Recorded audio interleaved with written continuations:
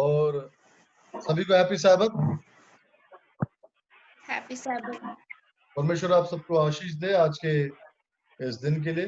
परमेश्वर हमें संभालता है और टेक्नोलॉजी में थोड़ी बहुत प्रॉब्लम हो जाती है। ब्रदर सैमसन, आप मुझे सुन सकते हैं? सैमसन भाई, आपको मेरी आवाज आ रही है?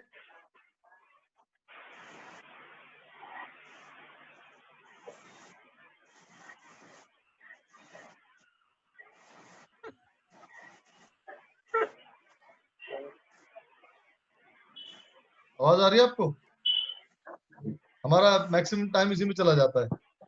चलो, नो प्रॉब्लम, हम लोग आगे बढ़ाएंगे। मैं आप सभी का स्वागत करता हूँ और एक गीत हम लोग गाएंगे परमेश्वर की महिमा के लिए। आई थिंक हमें ये सेशन दोबारा रिपीट करना पड़ेगा क्योंकि काफी टाइम इसमें हमारा चला गया है।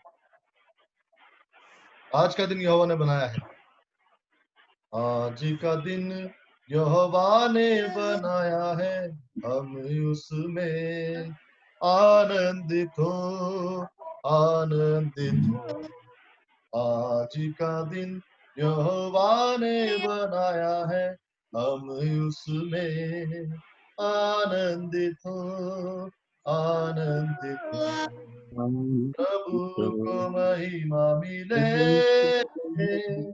चाहे हो मेरा अपमान। प्रभु को महिमा मिले, चाहे हो मेरा अपमान।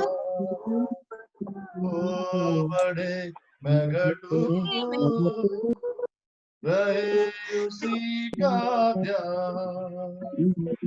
वो बढ़े मैं घटूं, रहे उसी का ध्यान। आज का दिन यहोवा ने बनाया है, उसमें आनंदित हो, आनंदित हो। आज का दिन यहोवा ने बनाया है, हम उसमें आनंदित हो, आनंदित हो। ओके, परमेश्वर के नाम की महिमा हो एक बार फिर से कि हम सब यहाँ पर एक साथ जमा है। और मेहरबानी से हम अपने बाइबल अपने हाथ में ले लें। आपके पास बाइबल है तो हम लोग परमेश्वर के वचन में से देखेंगे आज एक और ऐसा टेक्स्ट जो कि एंटी क्राइस्ट के बारे में हमें शुरू से बताता है। आप मेरे साथ निकाल लीजिए प्रकाशित वाक्य उसका 12 अध्याय, प्रकाशित वाक्य उसका 12 अध्याय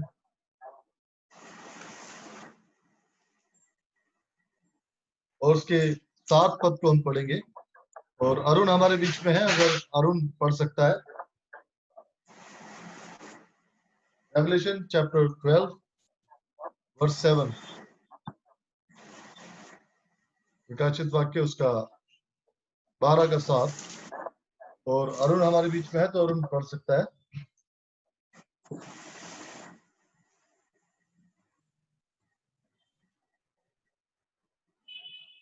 यस ब्रदर अरुण।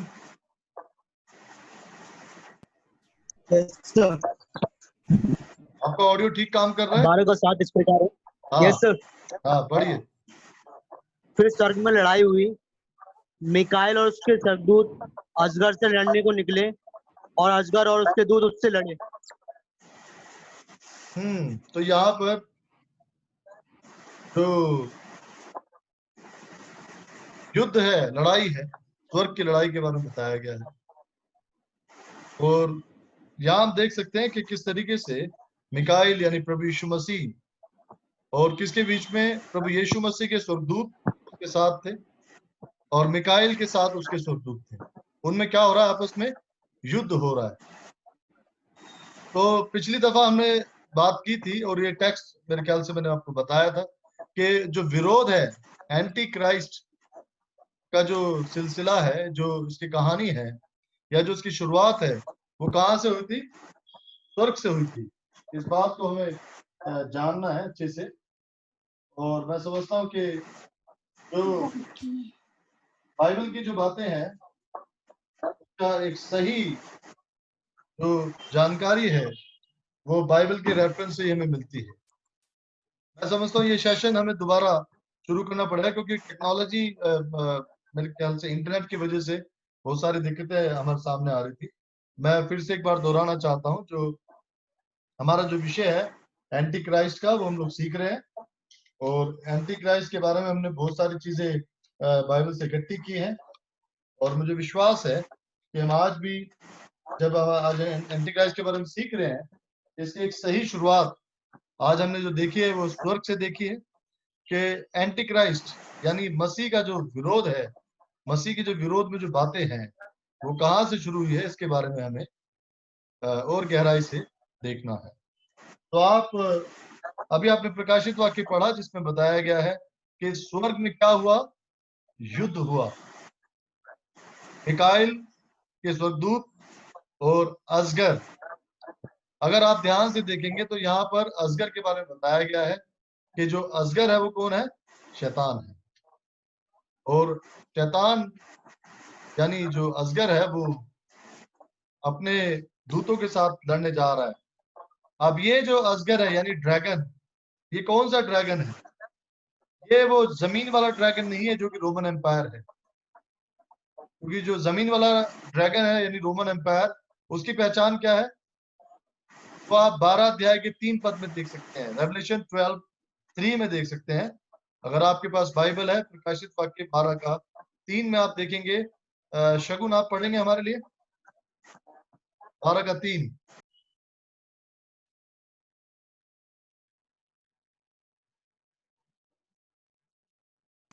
सिस्टर शगुन हमारे बीच में है, 12 का 3 पढ़ेंगे आप।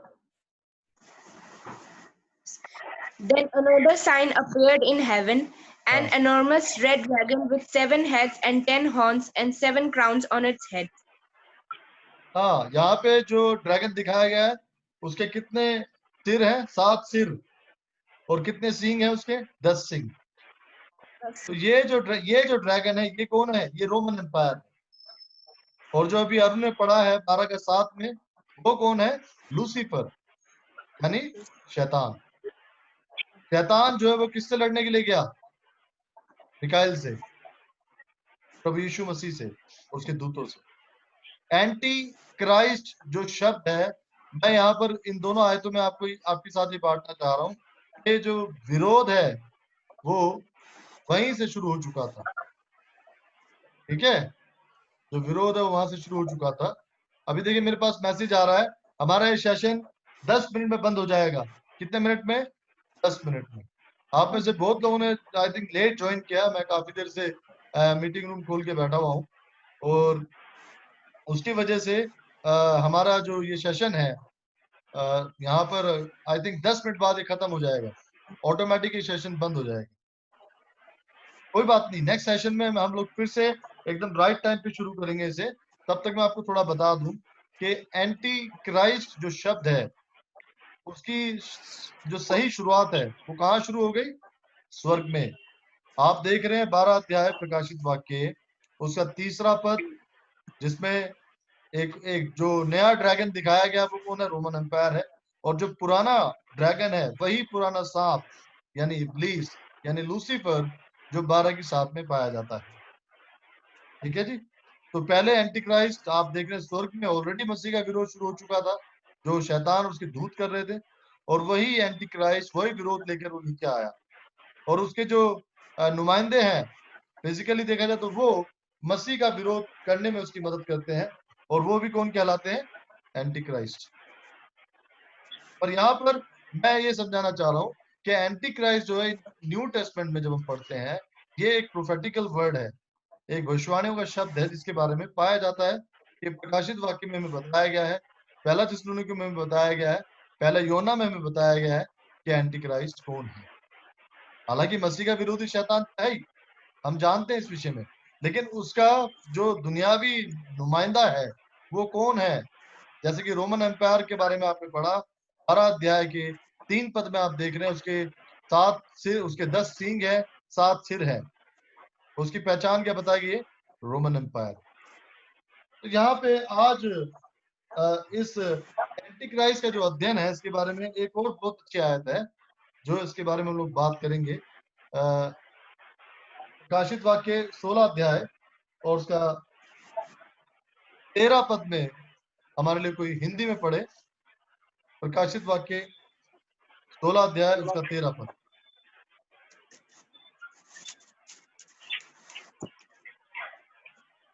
किसी के पास अगर हिंदी बाइबल है तो आप उसे पढ़ सकते हैं। मिस्टर रॉय, आपको मेरी आवाज आ रही है? हाँ जी, हाँ जी। तो आप पढ़ सकते हैं हिंदी में क्या लिखा है 16 का 13 प्रकाशित वाक्य। फिर मैंने उस अजगर के मुंह से, हाँ। उस पशु के मुंह से और उस झूठे भविष्यद्वक्ता के मुंह से 3 अशुद्ध आत्माओं को में देखा। जी, तो यहाँ पे तीन कैरेक्टर दिखाए गए। यहाँ पे पहला कैरेक्टर कौन है? ड्रैगन। अभी आपने इस बात को समझ लिया है। प्रकाशित वाक्य 12 अध्याय रेवलेशन चैप्टर 12 उसका तीसरे पद में ड्रैगन कौन है? Roman empire. और प्रकाशित वाक्य 12 अध्याय 7 में एक और ड्रैगन दिखाया गया, यानी वही पुराना सांप। वो पुराना सांप है। और रोमन एम्पायर कौन सा सांप है या कौन सा ड्रैगन है? नया ड्रैगन है। रोमन एम्पायर की पहचान, जो रोमन एम्पायर जो बताया गया है ड्रैगन, उसकी पहचान क्या है? उसके 7 सिर हैं और 10 हॉर्न हैं। ठीक है ना? उसके 7 सिर और 10 हॉर्न है। अब यहाँ पे जो 3 कैरेक्टर दिखाए गए ड्रैगन, यहाँ कॉमन वर्ड यूज किया गया है ड्रैगन। इस ड्रैगन के बारे में अगर आप ध्यान से देखेंगे तो वो यहाँ पर 3 बड़े जो दुश्मन है दिखाए गए हैं परमेश्वर के। क्या नाम है इनके? ड्रैगन, पहला पशु और दूसरा पशु। तीनों के मुंह से, अभी राय साहब आपने पढ़ा है, तीनों के मुंह से क्या निकल रहा है? मेंढकों के रूप में, अशुद्ध आत्मा। मेंढकों के रूप में अशुद्ध आत्माएं। किसके रूप में? फ्रॉग्स, मेंढकों के रूप में। और यहाँ हम देखते हैं ये जो तीनों हैं, ये तीनों किस नाम से जानी जाती हैं? Unclean spirits. शगुन, आप इंग्लिश में पढ़ेंगे? जी। Unclean spirits. Revelation रेवलेशन 16:13 16 का 13। 13. हाँ, 13 जी. जी। Then I saw 3 impure spirits that looked like frogs. They हाँ, came out of the mouth of the dragon, out of the mouth of the beast, and out of the mouth of the false prophet. हाँ, ये 3 characteristics हैं और ये तीनों they are the utmost enemies of God. ये बहुत बड़े दुश्मन है परमेश्वर के। इस क्यों मैं ऐसा कह रहा हूँ? दुश्मन शब्द से इस्तेमाल मेरा मतलब क्या? विरोध, यानी एंटी है। They are anti God, they are anti Christ. मसीह के विरोधी हैं ये। और ड्रैगन की शुरुआत हम देख चुके हैं, वो पहले से ही है। मसीह का विरोधी कहाँ से? स्वर्ग से। विरोध होते होते वो क्या इसमें चेंज हो गया? वॉर में। जो आपने पढ़ा है रेवलेशन चैप्टर 12 वर्स 7 में कि और फिर स्वर्ग में युद्ध हुआ। ठीक है ना? इसके बीच में हुआ जी. मिकाइल उसके दूतों, मिकाइल उसके दूत और शैतान और उसके दूतों के बीच। हमने पिछली बार भी पढ़ा था जेनेसिस, उत्पत्ति की किताब 3 का 15 में। वहां हमने पढ़ा कि मैं तेरे वंश और इसके वंश के बीच में बैर उत्पन्न करूंगा। तो आप देख सकते हैं वो बैर, यानी वो एंटाई होना या विरोध होना वहीं से शुरू हुआ था। और यहाँ प्रकाशित वाक्य में ड्रैगन शब्द को समझना बहुत जरूरी है। कभी भी जहां गई ड्रैगन, बिना हॉर्न, बिना सींग उसके लिखा हुआ है, मैक्सिमम वो ड्रैगन शब्द जो है शैतान के लिए ही है। और शैतान का जो नुमाइंदा है वो कौन है? रोमन एम्पायर, पेपल रोम, राइट? रोमन कैथोलिक चर्च के विषय में बताया गया है, पैपेसी यानी पेपल रोम, जिसमें उसकी विशेषताएं दी गई हैं। आप सजा यहाँ लिखा हुआ है 7 सिर का मतलब क्या है? रोम कहाँ बसा हुआ है? 7 पहाड़ियों पे। ये उसकी पहचान है, फिजिकल उसकी पहचान है। और रोम के पास अपने उसके 10 राजा हैं जिन्हें वेस्टर्न यूरोपियन किंग कहा जाता है। वेस्टर्न यूरोप की जो डिवाइडेड किंगडम्स है वहां पाए जाते हैं। तो इस तरीके से हम देखते हैं कि यहाँ पे तीन मेन एनिमीज दिखाए गए हैं 16 की 13 में। अब यहाँ आपको समझने की जरूरत है, ड्रैगन तो चलो हमने मान लिया कि शैतान है 16 की 13 में, लेकिन उसके बाद जो पहला पशु दिखाया गया है वो कौन है? यहाँ पर पहले पशु को रोमन एम्पायर के रूप में दिखाया गया है। और दूसरा पशु कौन है? ये आपको जानने के लिए आप पहला पशु जो कि उसमें दिखाया गया है, आपको प्रकाशित वाक्य 13 अध्याय पढ़ना पड़ेगा। प्रकाशित वाक्य 13 अध्याय और उसकी पहली आयत से लेके 10 आयत तक। अरुण अगर आप पढ़े फटाफट तो समझ में आ जाएगा। 13 अध्याय प्रकाशित वाक्य और उसकी 1 से लेके 8 तक। फटाफट पढ़ो अरुण, टाइम अप हो रहा है। Yes sir. तब मैंने एक पशु को समुद्र में से निकलते हुए देखा, जिसके 10 सींग और 7 सिर थे। उसके सींगों पर 10 राजमुकुट और उसके सिरों पर परमेश्वर की निंदा के नाम लिखे हुए थे। ओके, तो जो ये पशु पहला, मैंने बस देखा, ये पहला पशु है। इसमें वही पहचान दी गई है, उसके चरित्र के बारे में बताया गया है, कैरेक्टरिस्टिक बताया गया है, जो प्रकाशित वाक्य 12 की 3 में पढ़ा गया। उसके कितने 7 सिर और 10 सींग, यानी रोमन एम्पायर। हाँ, वो पशु कौन है? वह ड्रैगन कौन दिखाया गया? लाल ड्रैगन जो दिखाया गया 12 की 3 में, रोमन एम्पायर। तो आपने 13 अध्याय में पढ़ा पहला पशु। यहाँ पर आप यहाँ गौर करने की बात है, ड्रैगन, पहला पशु और दूसरा पशु, 3 कैरेक्टरिस्टिक्स है यहाँ पे, ठीक है। हालांकि 4 है, पर हम 3 के बारे में देखेंगे पहले। आपने ड्रैगन देख लिया, शैतान है। और पहला पशु कौन है? 13 अध्याय के अभी पहले पद में अरुण ने पढ़ा है। उसके बाद अरुण आप 13 का 11 पढ़ो फटाफट।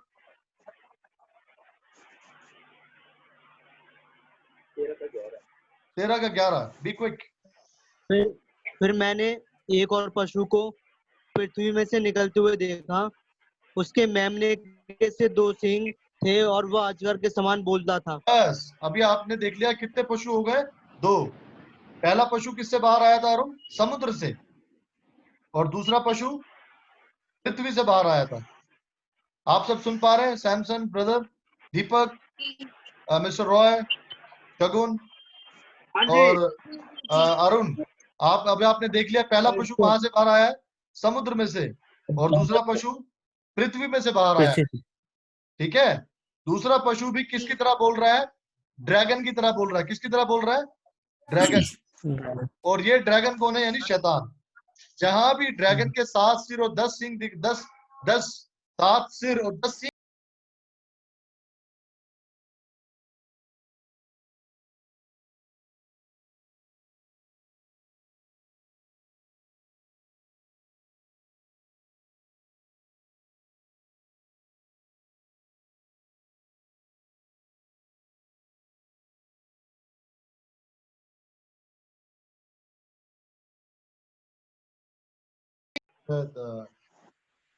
नेट कनेक्शन सही नहीं शायद ना। मेरी आवाज आ रही है सभी को? हाँ जी। ओके, तो ये 30 व्यक्ति हैं जिनके बारे में मैं आपसे बात कर रहा हूं, और इनके नाम मैं आपको बता रहा हूं।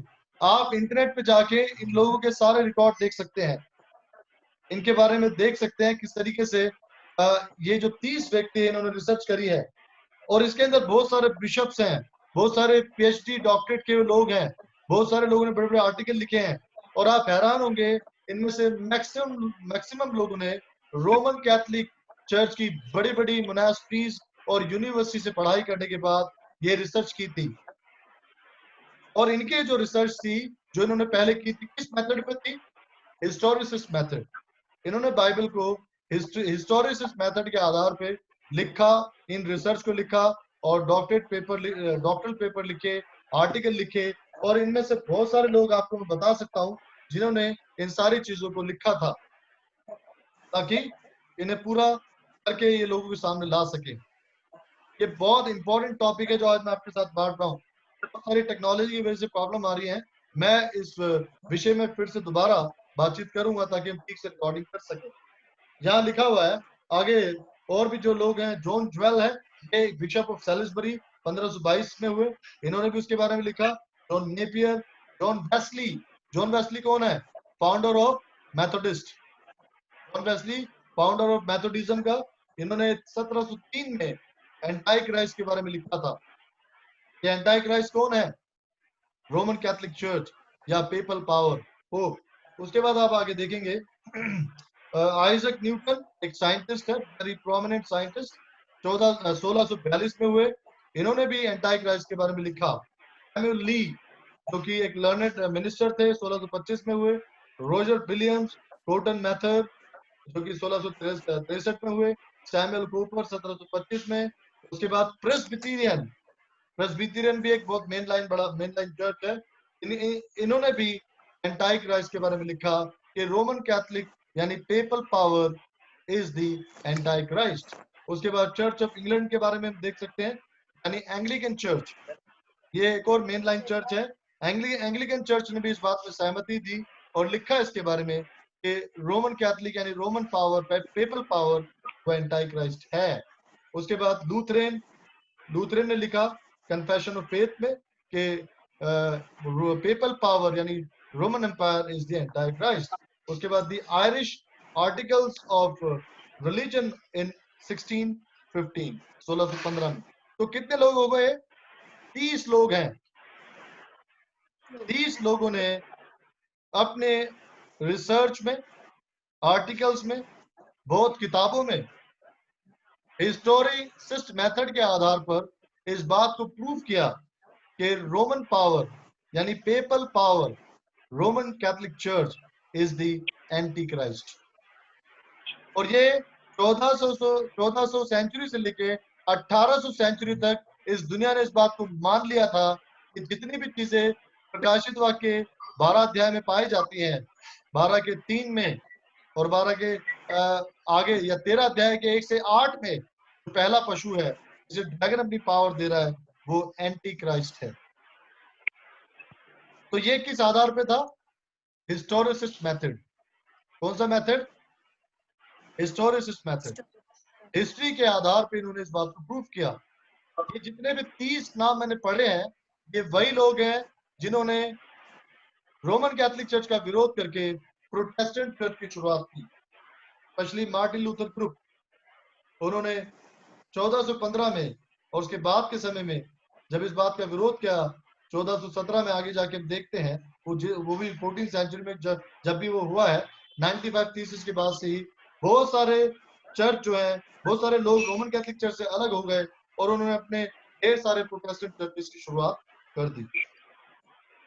यहां से देखते हैं रोमन कैथोलिक चर्च के बहुत सारे उसी के लोग जो है उसे छोड़कर चले गए और वहां से प्रोटेस्टेंट चर्च की शुरुआत होती है।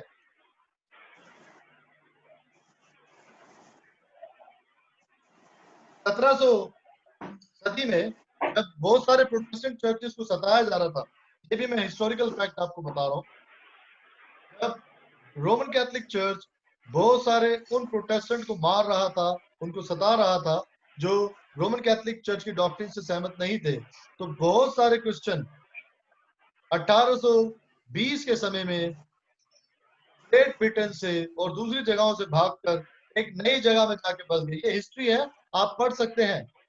और यहाँ हम देखते हैं वो जो ग्रेट ब्रिटेन से लोग भागकर गए थे, अपने आप को रोमन कैथोलिक चर्च की सताहट से हटाने के लिए, हिस्ट्री बताती है कि वो एक नए लैंड में जाके, एक नए वर्ल्ड में वो जाकर वहां जाके बस गए। वो जो नया लैंड या जो नया वर्ल्ड है वो क्या है? 1820 में बहुत सारे क्रिश्चियन ग्रेट ब्रिटेन से जिस जगह जाकर बसे उस जगह का नाम है यूनाइटेड स्टेट्स ऑफ अमेरिका। 1820 में बहुत सारे प्रोटेस्टेंट ने अमेरिका में जाकर बसावत की, ग्रेट ब्रिटेन में होने वाली उस परसिक्यूशन की वजह से।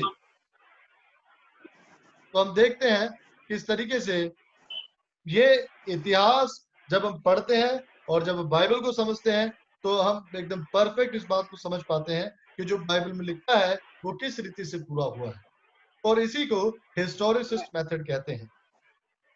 तो मेरे प्रियजनों, मेरे कहने का मतलब यह है कि 1400 सेंचुरी से लेके 1800 सेंचुरी तक ये 30 बड़े बड़े reformer, scholars, founder of many main line churches, इन लोगों ने हिस्टोरिसिस्ट मेथड के आधार पर इस बात को मान लिया था कि रोमन कैथोलिक यानी पेपल पावर जो है वो एंटी क्राइस्ट है। कितने साल तक चलता रहा वो विरोध, वो प्रोटेस्ट कितने साल तक चला? 500 साल तक। लेकिन अचानक से ऐसा क्या हुआ कि इन लोगों ने अब उस विरोध को खत्म करना शुरू कर दिया। यानी अब ये प्रोटेस्टेंट से निकलकर वापस कैथलिक में जाना चाहते हैं। क्यों? सवाल ये खड़ा होता है, ठीक है ना। 30 लोग हैं ये जो हिस्टोरिसिस मेथड के आधार पर रोमन कैथोलिक चर्च के विरोध में इन्होंने इस बात को साबित किया, और वो सही था, बिब्लिकल फैक्ट है वो, कि एंटाई क्राइस्ट वही है, रोमन एम्पायर यानी पेपल पावर, क्योंकि उसके चरित्र की जो विशेषताएं हैं तो ड्रैगन में है, वही उस पहले पशु में है, यानी रोमन एम्पायर में।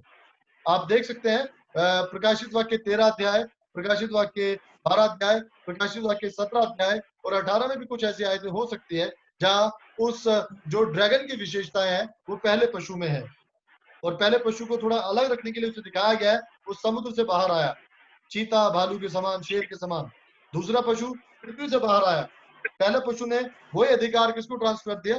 दूसरे पशु को। दूसरे पशु की शुरुआत कहां से हुई है? इस वर्ल्ड पावर से। तो बहुत सारे क्रिश्चियंस ग्रेट ब्रिटेन से भागकर अमेरिका में आके बसे थे और एक बहुत बड़ा प्रोटेस्टेंट का साम्राज्य इन्होंने स्थापित किया।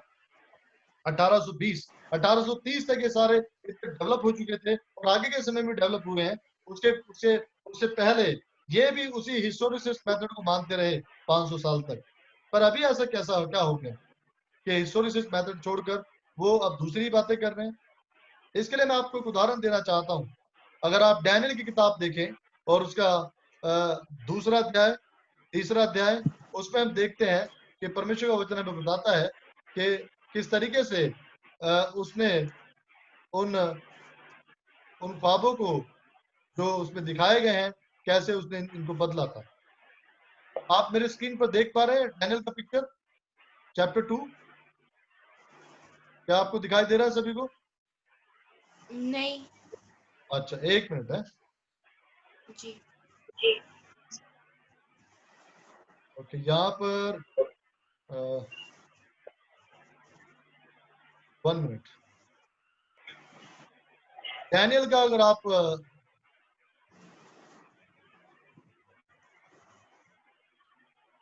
पहला जो ख्वाब देखते हैं उसमें बताया गया है,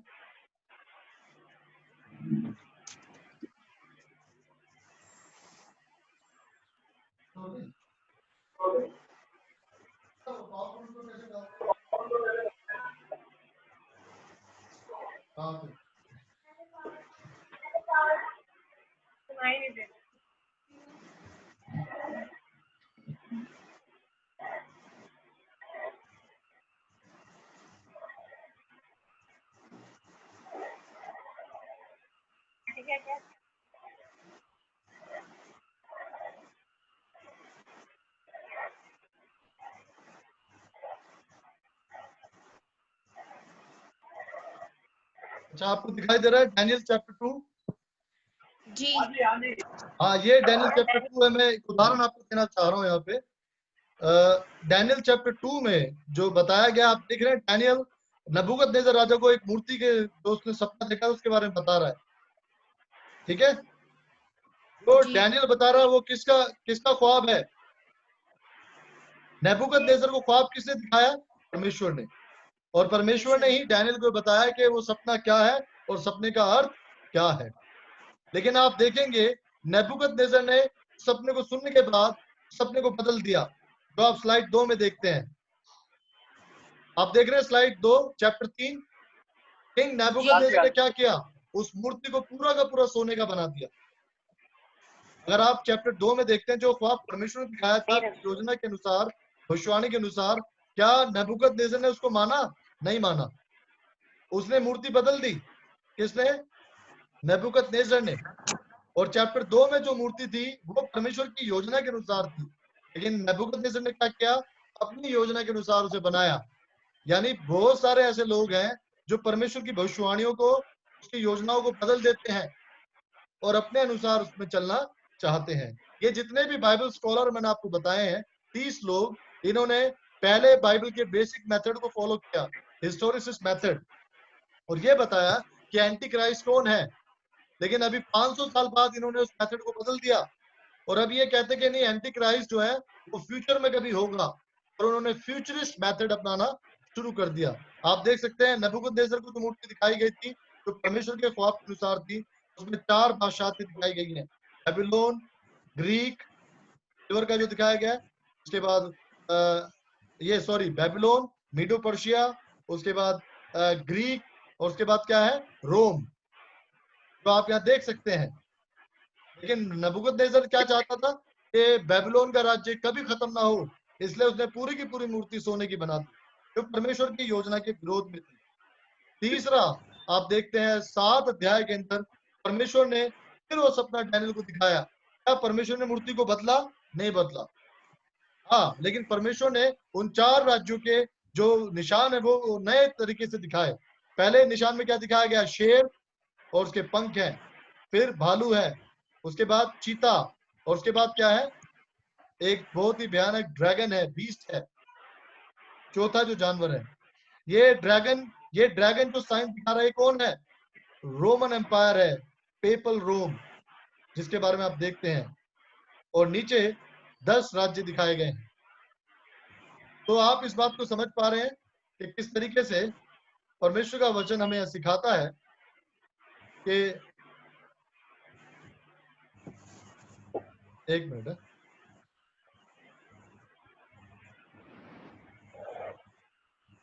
आपने समझा इस बारे में कि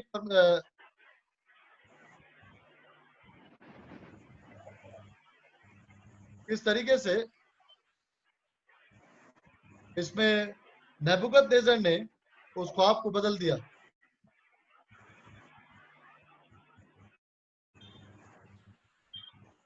अच्छा, मेरी आवाज आ रही है आप सभी को? हाँ जी। जी। तो आप इन 3 स्लाइड को ध्यान से देखिए, चैप्टर 2, चैप्टर 3 और चैप्टर 7।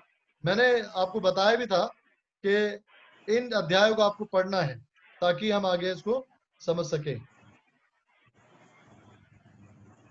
तो आप यहाँ देख सकते हैं कि यही मेथड जो है इन स्कॉलर्स के बाद जो दूसरे जो लोग इनमें ज्वाइन होते हैं प्रोटेस्टेंट में, इन्होंने इसी मेथड को क्या किया, रिवर्स किया, और जो परमेश्वर के अनुसार जो दे रखा था उसके बारे में, किसके बारे में, एंटी क्राइस्ट के बारे में, इन्होंने बजाय हिस्टोरिसिस्ट मेथड के उसको फ्यूचरिस्ट मेथड में बदल दिया। इसलिए मैंने आपसे क्वेश्चन पूछा था, ऐसा क्या हुआ जो लोग 500 साल से एंटी क्राइस्ट के बारे में लिख रहे थे, एंटी क्राइस्ट के बारे में बता रहे थे, अचानक से उन्होंने अपने विचार क्यों बदल लिए? क्योंकि उन्होंने परमेश्वर के प्रोफेटिकल कैलेंडेशन में जो परमेश्वर ने प्रोफेसीज के बारे में दे रखा है और जो परमेश्वर ने भविष्यवाणी के बारे में दे रखा है उसमें डैनियल के अंदर और फिर प्रकाशित वाक्य में, उन्होंने उसे उस मेथड को छोड़ दिया जिससे उनको समझा जा सकता था। प्रकाशित वाक्य की भविष्यवाणी को समझने के लिए, डैनियल नबी की भविष्यवाणी को समझने के लिए बेस्ट मेथड है हिस्टोरिसिस मेथड, यानी हिस्ट्री के साथ बाइबल को मिला के पढ़ना, तब इन भविष्यवाणी को हम लोग समझ सकते हैं। तो यहाँ मैं जो फ्लो चार्ट आपको दिखाना चाह रहा हूँ वो ये है, बेबीलोन सोने का उसने मूर्ति बनाई, यहाँ आप देख सकते हैं, और जो दूसरी जो मूर्ति है जो खुदा ने दिखाई है उसमें चांदी है, पर उसमें चांदी नहीं है, वापस सोना है। उसका तीसरा हिस्सा पीतल है, पर पीतल नहीं है इस मूर्ति में, वापस सोना है। और पैरों में लोहा नहीं है, वापस सोना है। और नीचे पैरों में मिट्टी और लोहा है, कंधों में, वापस वहां पे सोना है। यानी नेबूकदनेस्सर परमेश्वर के विरोध में काम कर रहा था। उसने उस दर्शन को बदलने की कोशिश करी, पर ऐसा नहीं हो सका। 7 अध्याय में परमेश्वर ने वो ख्वाब फिर डैनियल को दिखाया, और वो 4 जानवर दिखाए गए हैं जो आप प्रकाशित वाक्य 13 बाब में भी पढ़ते हैं।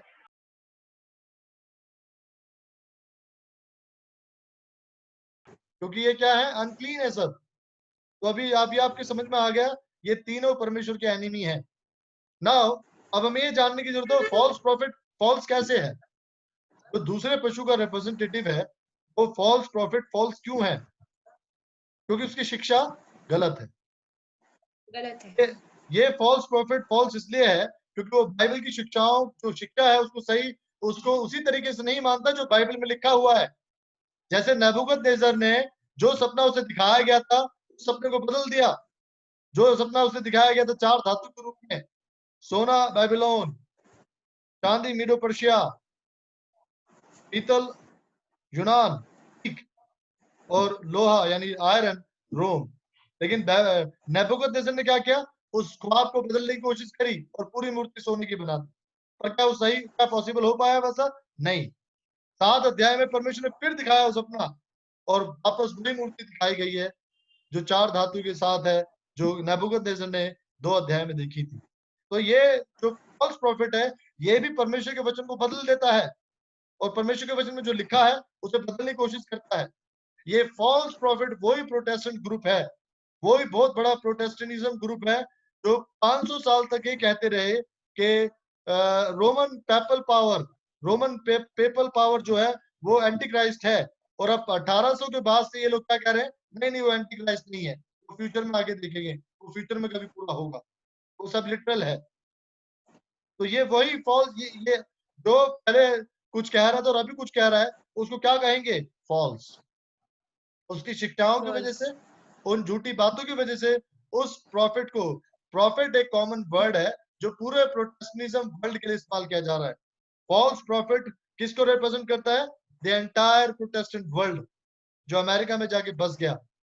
और उसके बाद दूसरी, वरना आप ध्यान से देखें बहुत सारी यूरोपियन कंट्री ने अभी भी उस चीज को माना नहीं था। 7 या 8 कंट्री हैं जो उससे सहमत नहीं थी उस समय, पर बाद में धीरे धीरे ये सब एक होने शुरू कर रहे हैं अभी। और वापस रोमन कैथोलिक चर्च में जितने भी प्रोटेस्टेंट रोमन कैथोलिक चर्च से बाहर गए थे, ये वापस उसी में मर्ज हो जाएंगे।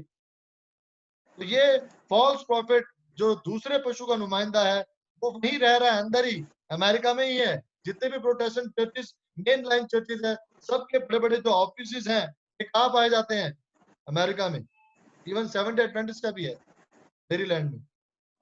आप एंग्लिकन का देखेंगे इंग्लैंड में है, वो अमेरिका में नहीं है, मेन लाइन। और वो भी मेथोडिस्ट का भी, और बहुत बड़े जो दूसरे चर्चेस हैं, प्रेस्बिटेरियन, सबके जो बड़े बड़े मेन लाइन चर्चेस हैं, इनमें से मैंने आपको 30 रिफॉर्मर बताए हैं जिन्होंने 500 सालों तक ये कहते रहे पेपल रोम एंटी क्राइस्ट है। लेकिन 1800 सदी के बाद इन्होंने ये कहना बंद कर दिया और इन्होंने हिस्टोरिसिस मेथड छोड़ के फ्यूचरिज्म मेथड अपनाकर ये कहना शुरू कर दिया कि वो लिटरल था जो पहले कहा, अब हम अपना प्रोटेस्ट बंद कर रहे हैं और हम वापस, उन्होंने, उनमें से कई लोगों ने कैथोलिक चर्च के साथ हाथ मिला लिया। अब आप समझ रहे हैं फ्लो चार्ट कैसे चल रहा है? इस फ्लो चार्ट में आप देखेंगे पहले कौन है? ड्रैगन। और दूसरे नंबर पे फर्स्ट बीस्ट यानी पेपसी, रोमन एम्पायर, पेपल रोम। तीसरे नंबर पे सेकंड बीस्ट यानी यूएसए। चौथे नंबर पे फॉल्स प्रॉफिट यानी प्रोटेस्टेंटिज्म। उस फॉल्स प्रॉफिट का नाम क्या है? प्रोटेस्टेंटिज्म। जितने भी प्रोटेस्टेंट्स हैं, मैं यहाँ पर आप लोगों को वचन से, बाइबल से ये नहीं बता रहा हूँ कि हमें प्रोटेस्टेंट से चिढ़ना है या प्रोटेस्टेंट परमेश्वर के दुश्मन है। बात यहाँ पर यह है कि हमें उन प्रोटेस्टेंट्स को भी बचाना है, उन्हें बाहर निकालना है उस भ्रम से, उन गलत शिक्षाओं से। वो प्रोटेस्टेंट लोग भी परमेश्वर के ही क्रिएट किए गए हैं, परमेश्वर के आधार, परमेश्वर ने ही उनको सिरजा है, वो भी परमेश्वर के लोग हैं। इसलिए तो बार बार प्रकाशित वाक्य में परमेश्वर का वचन अपने दूत के द्वारा क्या कह रहा है? Come out of Babylon my people, come out of Babylon.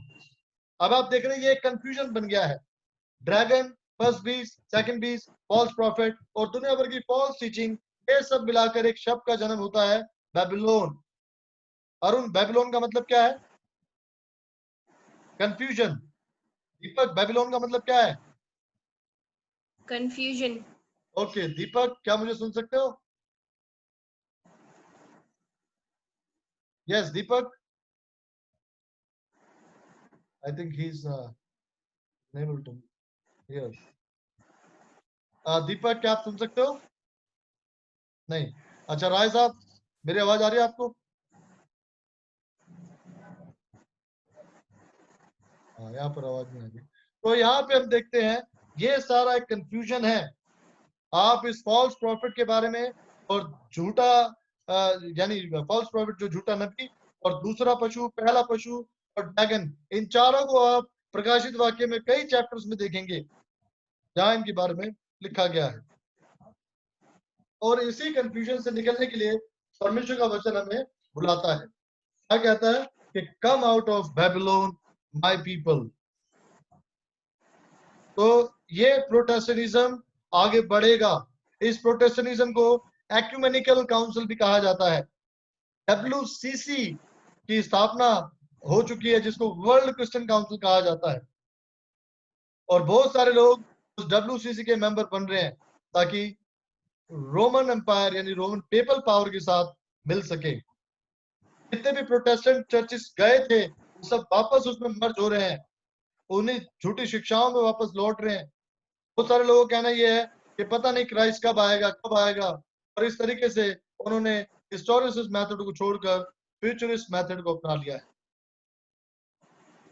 तो आज हम लोग इतना यहीं पर इस स्टडी को समाप्त करेंगे, और मैं चाहूंगा कि आप सभी इन चीजों को देख लें कि किस तरीके से परमेश्वर का वचन मुझे और आपको इन बातों से बचाना चाहता है। मैं चाहूंगा हम अपने वीडियो जो है एक थोड़ी देर के लिए स्टार्ट करें ताकि मैं आपको देख सकूं। मैं यहाँ से आपको रिक्वेस्ट भेज रहा हूँ।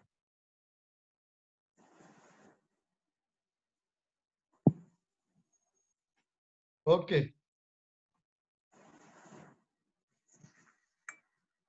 मेरी आवाज आ रही है आप सभी को? यस, राय साहब, अगर आपको कोई क्वेश्चन है आप मुझे पूछ सकते हैं। इस स्टडी के आधार पे आप किसी को भी मेरा ये कहने का मतलब है कि आप डायरेक्ट प्रोटेस्टेंट क्रिश्चियंस को आप अटैक करें, ऐसा नहीं है। आप पहले इस स्टडी को अच्छे से समझिए, भविष्यवाणी के अनुसार इसकी शुरुआत कहाँ से हुई है और कैसे हम इसको औरों को बता सकते हैं, इस विषय पे आप गौर कीजिए। अगर आपको कोई क्वेश्चन है इसके बारे में तो आप मुझे पूछ सकते हैं। राय साहब, आपकी समझ में आ रहा है? ये कंफ्यूजन है, कंफ्यूजन के लिए शब्द है बैबिलोन जी। अगर आपको कोई क्वेश्चन है आप पूछ सकते हैं। कोई क्वेश्चन है आपका? अरे फिर रुक गया, फिर वो स्टॉप हो गया। ओके, शगुन आपकी समझ में आ रहा है? जी, रुक गई सर आपकी। हमने जो फ्लो चार्ट देखा है कितने 4 हिस्से हैं उसके। Number 1 dragon, number 2 hello, first beast, from yes first beast. First beast यानी papal power, Roman empire, papal Rome, गड़बड़ हो गई। ठीक है।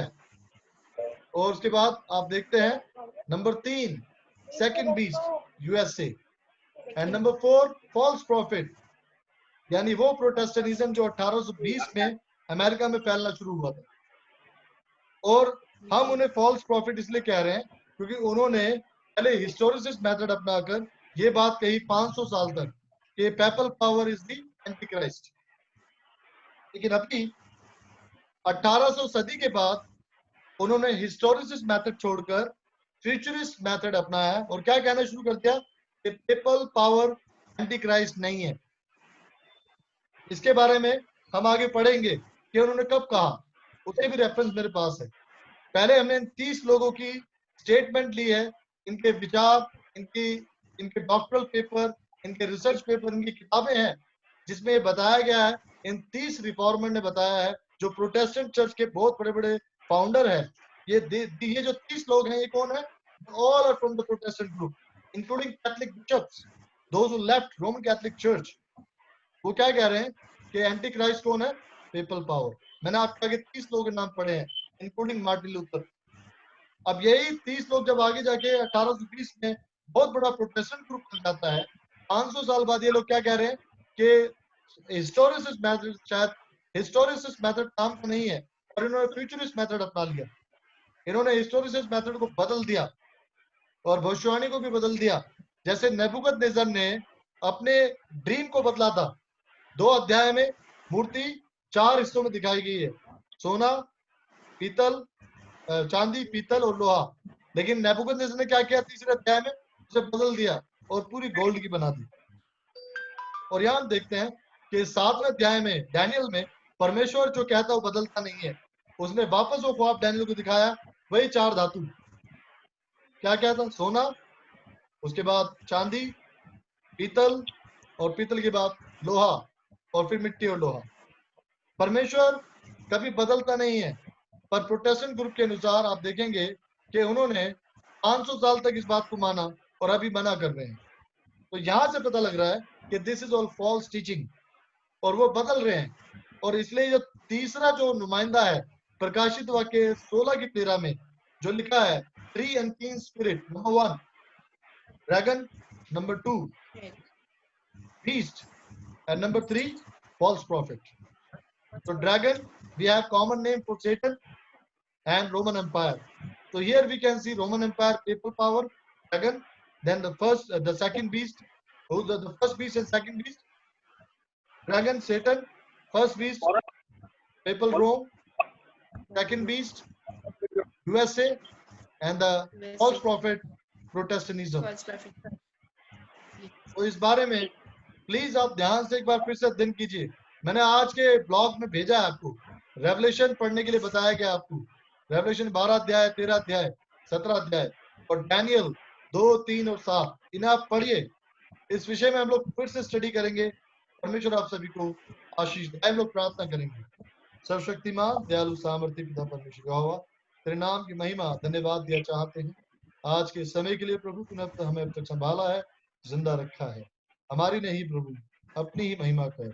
और जो हम सीख रहे हैं इस वचन से, एंटी क्राइस्ट का जो अध्ययन है, प्रभु हमारी मदद कर। पवित्र आत्मा की सामर्थ उन्हें तमाम लोगों पर जिन्होंने तेरी बातों को सुना है। तेरा नाम महिमा पाए। धन्यवाद और विश्वास के साथ ये प्रार्थना आगे के समय को तेरे हाथ में सौंपते हुए प्रभु यीशु मसीह के नाम से मांगते हैं, आमीन। आए हमारे बाप, तू जो आसमान में है, तेरा नाम पाक बना जाए, तेरी बात चाहता है, तेरी मर्जी जैसे आसमान में पूरी होती है वैसे जमीन पर भी हो। हमारी रोज की रोटी आज हमें बख्श दे, जिस तरह हम अपने कसूर और माफ करते हैं, तू भी हमारे कसूर और कसूर को माफ कर। हमें आजमाइश में पड़ने दे, बल्कि बुराई से बचा। बादशाह, कुदरत, जलाल हमेशा तेरे ही है, आमीन। अब हमारे खुदा यीशु मसीह का फजल, खुदा बाप की मोहब्बत, रूह पाक की रिफाकत और शराकत अब से लेकर हम मसीह के साथ, कुल जहान के ईमानदारों के साथ अब्दुल्लाबाद होती रहे, आमीन। सभी को हैप्पी सैबत, जय मसीह की, praise the Happy Lord. Sabbath. Okay, Sabbath. Lot of disturbance. आपके कभी आवाज आती है, कभी नहीं आती है। अभी दीपक गायब है, अरुण गायब है, कुछ पता नहीं चल रहा है।